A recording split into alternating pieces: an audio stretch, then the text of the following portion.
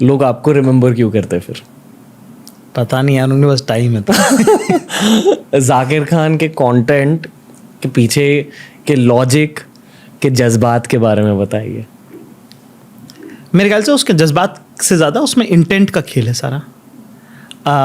मैंने पिछले साल, मैं सबको पिछले 2-3 महीने से जिससे भी बात कर रहा हूँ उसको मैं कह रहा हूँ कि मैं खुश हूँ। अब हक से सिंगल से भी खुश हूँ, मैं कक्षा 11वीं से भी खुश हूँ, मैं चाचा विधायक से भी खुश हूँ। पर किसी चीज़ पर अगर मुझे गुरूर है ना, तो वो है उम्मीद। क्योंकि वो जिस इंटेंट से आता है ना, वो इंटेंट बहुत साफ है। मेरी अपब्रिंगिंग में एक चीज़ जो छोटी सी रही है, मेरे मम्मी पापा ने, मेरे माता पिता ने मुझे बहुत ध्यान से पाला है, बहुत मेहनत करी मुझ पे, और मुझे ये कहा कि अपने छोटे भाइयों को संभाल लेना, ठीक है।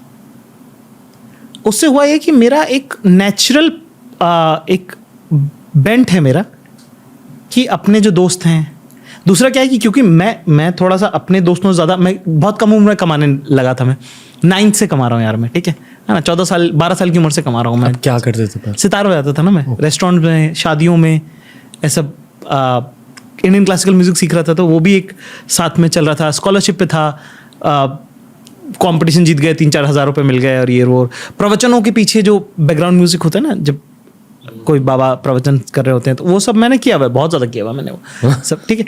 तो उसमें क्या कि मैं अपने पीयर्स से, मेरा एक्सपीरियंस इतना अलग है कि मैं थोड़ा स्मार्ट तो ज़्यादा हो गया हूँ, तो मैं उनको अपने एक्सपीरियंसेस, आप ट्रिकल डाउन करते हो अपने अनुभव कि ये ऐसा होता है, वहाँ में गया था, ये होता है, वहाँ पे तुम अगली बार अगर तुमको जाना हो तो वहाँ पे ऐसे जाना। तो आदत लग गई मेरी। तो जब भी मैं कोई चीज़ करता हूँ तो मैं उस इंटेंट से करता हूँ कि मैं अपने छोटे भाई बहनों को बता रहा हूँ, तो उम्मीद में, जो कि मैंने साफ साफ पहले एपिसोड में बोला भी कि ये जो भी मैं बता रहा हूँ, ये मैं वही बात है जो मैं अरबाज को, ज़ीशान को बताऊंगा, जो मैं अपने दोस्तों को, अपने भाइयों को बताऊंगा, वो मैं आपको बता रहा हूँ, ठीक है।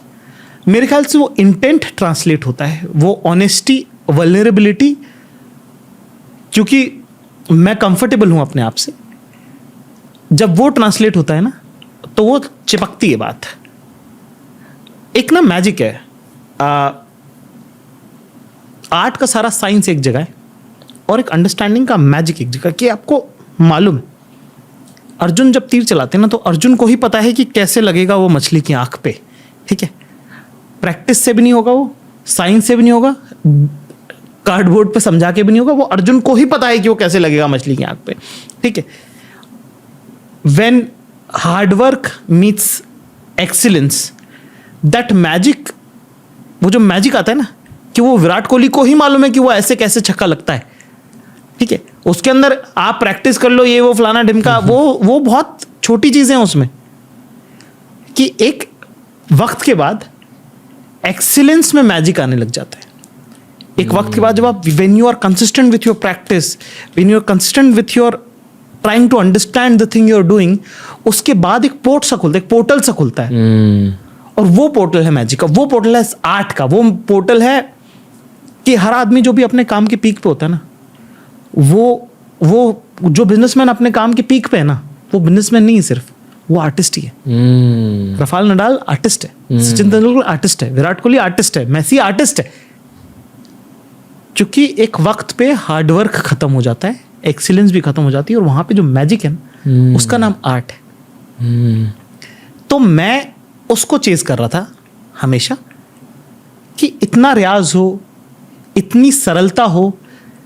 मैं पंकज भाई से जब मिला, पंकज त्रिपाठी साहब से जब मिला, तो उनसे जब बात करी, तो एक बात उन्होंने कही जो मुझे बहुत सुंदर लगी, कि सहजता का भी बहुत अभ्यास होता है।